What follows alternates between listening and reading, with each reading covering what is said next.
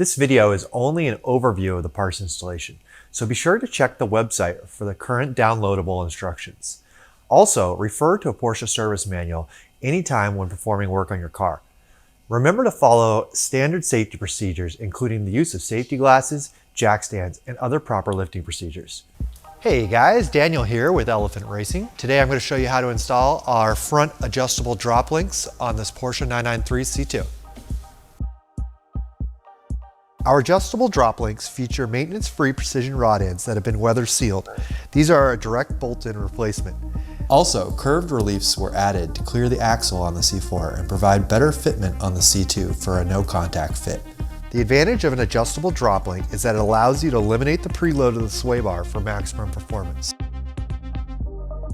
So I'm going to start by attaching the top of the drop link. This is the non-adjustable end. Now that we have the drop link tightened at the top on the upright, we put the wheel back on the car, and now we have the car resting at ride height, level with the wheels pointing forward. This is important because if the vehicle is not level, or if the steering wheel is turned, you're going to induce a preload into the sway bar. With the car at ride height, I've got the adjuster screwed almost all the way in, and for this car, I'm putting the drop link through the middle hole of the adjustable sway bar. And I'm tightening the nut. Now you want to torque the nut. Okay, now we've moved to the other side. You'll want to screw the adjuster all the way in, matching the other position, and try and insert the pin into your sway bar.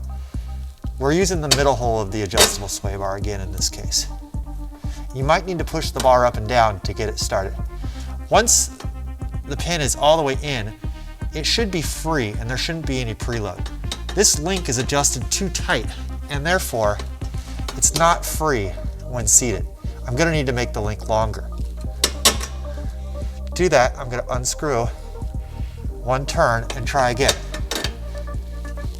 Now the fitment is better, but it still is not parallel with the bar, and there's a little bit of preload because the link is too short. So I'm going to lengthen the link one more revolution and try again. Now,